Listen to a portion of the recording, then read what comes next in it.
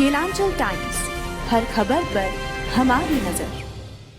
नमस्कार, आप देख रहे हैं केलांचल टाइम्स और मैं हूं आपके साथ सपना ठाकुर। रुक करते हैं बड़ी खबरों की ओर। G20 के लिए भारत आए ब्रिटेन के प्रधानमंत्री ऋषि सुनक अपने पूरे दौरे में मीडिया के बीच चर्चा का विषय बने रहे। फिर चाहे पत्नी अक्षता मूर्ति के साथ दिल्ली की सड़कों पर उनके साथ चलने की तस्वीरें हो या अक्षरधाम मंदिर दर्शन का पूरा घटनाक्रम, सोशल मीडिया पर उनके इस दौरे की फोटोज जबरदस्त वायरल हुई है। खुद ऋषि सुनक इन तस्वीरों में हिंदू धर्म के काफी नजदीक नजर आए। मंदिर दर्शन की उनकी तस्वीरों में भी उन्हें सभी नियम कायदों का सलीके से पालन करते देखा गया। सनातन के प्रति सुनक की श्रद्धा को लेकर अक्षरधाम मंदिर के निदेशक ने बयान दिया है। G20 बैठक के दौरान ऋषि सुनक विश्व नेताओं के साथ काफी व्यस्त रहे। हालांकि इसके इतर द्विपक्षीय बैठकों के सिलसिलों के बाद सुनक को जब भी मौका मिला वे पत्नी के साथ ही दिखे। हालांकि उनके अक्षरधाम मंदिर जाने की योजना अचानक ही नहीं बनी थी। इसके लिए सुनक ने बाकायदा मंदिर के निदेशक ज्योतिंद्र दवे से दर्शन के लिए समय मांगा। एक मीडिया ग्रुप से बातचीत के दौरान दवे ने कहा कि ऋषि सुनक ने हमसे पूछा था कि हमें दर्शन करना है, आप हमें टाइम बताइए। फिर हमने कहा कि आपका जब मन हो आप तब आ जाइए। उन्होंने कहा था हमें मुख्यतः तो मंदिर ही देखना है। अक्षरधाम मंदिर के निदेशक ने बताया कि मंदिर में आने के बाद ऋषि सुनक ने आरती की। उन्होंने यहाँ संतों से भी मुलाकात की। इस दौरान सुनक ने सभी देवी देवताओं की मूर्तियों के सामने फूल रखे। उनकी पत्नी अक्षता मूर्ति ने भी पूजा अर्चना की। तो वही अक्षरधाम के निदेशक के मुताबिक सुनक ने कहा कि मुझे जब भी मौका मिलेगा तो मैं आता रहूंगा। उन्होंने मुख्य मंदिर में अपना समय बिताया। राजधानी लखनऊ सहित यूपी के कई जिलों में लगातार हो रही बारिश को देखते हुए लखनऊ के सभी स्कूलों में अवकाश घोषित किया गया है।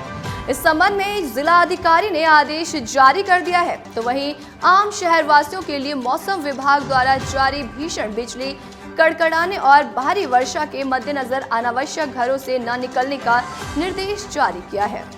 मौसम विभाग ने भीषण बिजली कड़कने की संभावना भी जाहिर की है। तो वहीं प्रशासन ने जारी निर्देश में कहा है कि असुरक्षित भवनों और पेड़ों के संपर्क में आने से बचे। जनपद वासियों को अपने घरों में रहने की सलाह दी जाती है। सतर्क रहें, सुरक्षित रहें। तो वहीं मौसम विभाग ने लखनऊ, बाराबंकी, गोंडा, लखीमपुर खीरी, हरदोई और सीतापुर में आंधी तूफान का रेड अलर्ट भी जारी किया है। तो वहीं मेयर सुषमा खरकवाल ने शहर में जलभराव की स्थिति को देखते हुए मोर्चा संभाल लिया है और खुद जलभराव क्षेत्रों का जायजा लेने के लिए निकल पड़ी है। उन्होंने निर्देश दिया है कि पूरे लखनऊ में जलमग्न स्थिति को देखते हुए कर्मचारी युद्ध स्तर पर जुटे हैं। वो जानकीपुरम के सेक्टर डी मनकामेश्वर में निरीक्षण करने पहुंची। लखनऊ में लगातार बारिश हो रही है, जिसके कारण सड़कों और घरों में जलभराव हो गया है। बादल छाए हुए हैं।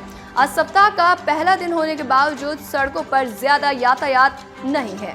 मूसलाधार बारिश को देखते हुए मंडलायुक्त डॉक्टर रोशन जैकब अधिकारियों संग फील्ड पर निकली और शहर के विभिन्न स्थानों पर हुए जलभराव का जायजा लिया है। उन्होंने नगर निगम के उपस्थित संबंधित अधिकारियों को दिए आवश्यक दिशा निर्देश भी दिए हैं कि वो बेवजह घर से बाहर ना निकलें। चीन अपने मंत्रियों के गायब होने का नाटक कर रहा है। भले ही राष्ट्रपति शी जिनपिंग ने नई दिल्ली में G20 शिखर सम्मेलन में भाग न लेने का फैसला किया, लेकिन इससे अधिक एक और चीनी अधिकारी की गैर मौजूदगी इंटरनेट पर चर्चा का विषय बनी हुई है। चीन के रक्षा मंत्री ली शांगफू करीब 2 हफ्ते से गायब है। किसी को नहीं पता कि वे कहाँ हैं। अब सार्वजनिक जीवन में उनकी अनुपस्थिति को लेकर अफवाहें फैल रही है। इस बारे में जापान में संयुक्त राज्य अमेरिका के राजदूत रहम एमानुएल ने पिछले शुक्रवार को सोशल मीडिया प्लेटफॉर्म एक्स पर टिप्पणी भी की थी। ये चीन में दूसरी हाई प्रोफाइल गुमशुदगी है। इससे पहले पूर्व विदेश मंत्री किन गैंग भी जनता की नजरों से गायब रहे हैं। बीजिंग में क्या चल रहा है, इस बारे में फिलहाल किसी को कुछ नहीं पता। ली शांगफू को इस साल मार्च में वेई फेगट की जगह चीन की रक्षा मंत्री बनाया गया था। उन्होंने पिछले साल अक्टूबर में कम्युनिस्ट पार्टी की कांग्रेस में केंद्रीय सैन्य आयोग से इस्तीफा दे दिया था। दिलचस्प बात यह है कि पिछले चीनी रक्षा मंत्रियों के विपरीत ली एक सैन्य परिवार से आते हैं। ली के दिवंगत पिता ली शाओजू एक रेड आर्मी में रह चुके थे, जिन्होंने 1930 और 1940 के दशक में अंत में जापानी विरोधी युद्ध में लड़ाई लड़ी थी। उन्हें गृह युद्ध और उनके बाद हुए कोरियाई युद्ध के दौरान लॉजिस्टिक रेलवे से पुनर्निर्माण में उनकी भूमिका के लिए भी जाना जाता था। उत्तर प्रदेश में हाल ही में एक बच्चे की मौत से एक बार फिर उजागर हुई कुत्ते की काटने की समस्या सोमवार को सुप्रीम कोर्ट में अप्रत्याशित तरीके से उठी, जब एक वकील कुत्ते के हमले के बाद पट्टी बांधकर अदालत पहुंचा। सुनवाई के दौरान वकील को पट्टी बांधे देख चीफ जस्टिस DY चंद्रचूड़ ने वजह पूछी। वकील ने जवाब में कहा, मुझे 5 कुत्तों ने घेर लिया और काट लिया। इसके बाद CJI ने पूछा, कहाँ, तुम्हारे घर के पास? वकील ने कहा, हाँ, इसमें उत्तर दिया। न्यायमूर्ति चंद्रचूड़ ने तुरंत सहायता की पेशकश की और पूछा कि क्या वकील को चिकित्सा सहायता की आवश्यकता है। उन्होंने कहा, हम आपको तुरंत अस्पताल ले जाने की व्यवस्था कर सकते हैं।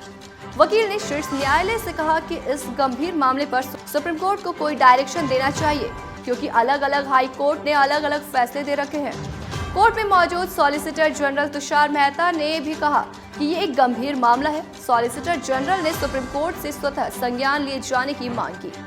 इस दौरान उन्होंने उत्तर प्रदेश के गाजियाबाद में कुत्ते के काटने से 14 साल के बच्चे की रेबीज से हुई दर्दनाक मौत का मामला भी सुप्रीम कोर्ट के सामने पेश रखा।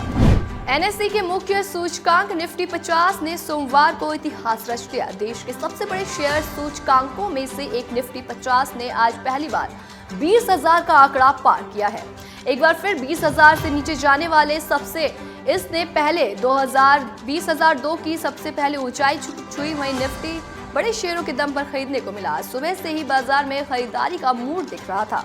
निफ्टी 50 से पहले निफ्टी फ्यूचर भी 20,000 के आंकड़ों को पार कर गया था। निफ्टी आज यानी सोमवार को दिन में कारोबार में 20,008 तक पहुंचा था। हालांकि मार्केट बंद होने तक ये गिरकर 19,996 तक पहुंच गया। कारोबार बंद होने तक ये पिछले बंद में मुकाबले 176.40% था। निफ्टी और सेंसेक्स पिछले हफ्ते 2% बढ़े थे। बाजार में हाल के दिनों में लगातार तेजी बनी हुई है। सितंबर में भी अभी तक निफ्टी 2% से ज्यादा बढ़ चुका है। गौरतलब है कि सितंबर के पहले कारोबारी हफ्ते में FPI शुद्ध बिकवाल बनकर उभरे हैं। ऐसा पिछले 6 महीने में पहली बार हुआ। इसके बावजूद निफ्टी इतिहास रचने में कामयाब रहा है।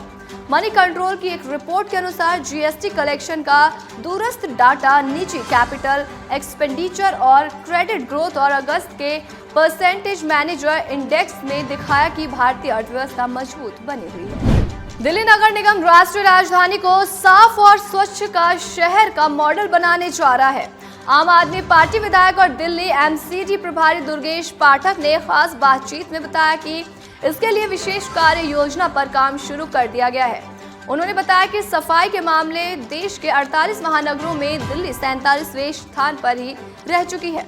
हमारी कोशिश होगी कि जल्द ही दिल्ली गंदगी और प्रदूषण के लिए नहीं बल्कि स्वच्छता के लिए जानी जाए।